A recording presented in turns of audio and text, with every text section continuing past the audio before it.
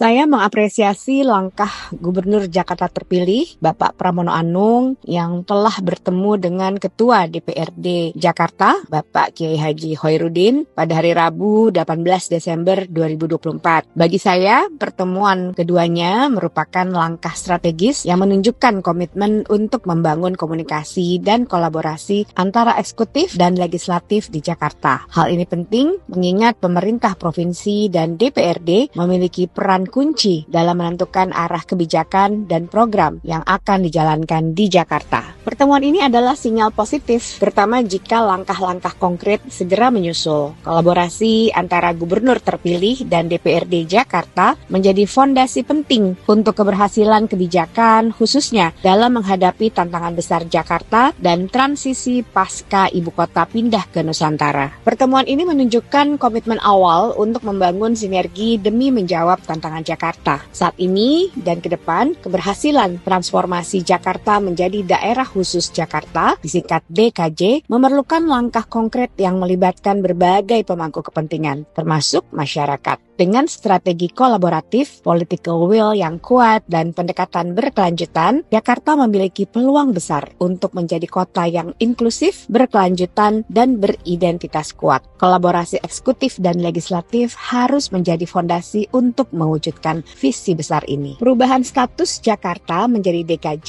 menurut saya bukan hanya sekedar administratif saja, tapi juga peluang untuk mentransformasikan Jakarta menjadi pusat ekonomi nasional dan kota global. Namun, setidaknya perubahan ini membawa 4 tantangan utama, yaitu kompleksitas aglomerasi Jabodetabek-Jur, menjaga identitas budaya, ketimpangan sosial ekonomi, dan adaptasi birokrasi. Keempat tantangan ini membutuhkan sinergi strategis antara eksekutif dan legislatif serta pendekatan yang berkelanjutan. Soal aglomerasi Jabodetabek-Jur misalnya, yang salah satunya adalah mempercepat integrasi moda transportasi, maka peran kolaborasi antara gubernur dan DPRD menjadi krusial. DPRD perlu mendukung kebijakan anggaran dan regulasi yang mendorong pembangunan transportasi publik, sementara gubernur mengawal pelaksanaan proyek tersebut secara efektif. Begitu juga dengan menjaga identitas budaya di tengah visi Jakarta menjadi kota global. Sinergi antara gubernur dan DPRD Jakarta dapat menciptakan kebijakan yang memprioritaskan pengembangan budaya lokal, termasuk melibatkan komunitas budaya dalam perencanaan pembangunan. Kebijakan ini akan memastikan bahwa identitas Jakarta tidak tergeser oleh modernisasi. Sekali lagi, saya apresiasi pertemuan ini. Tantangan Jakarta ke depan tidak ringan, meskipun Jakarta menyumbang 17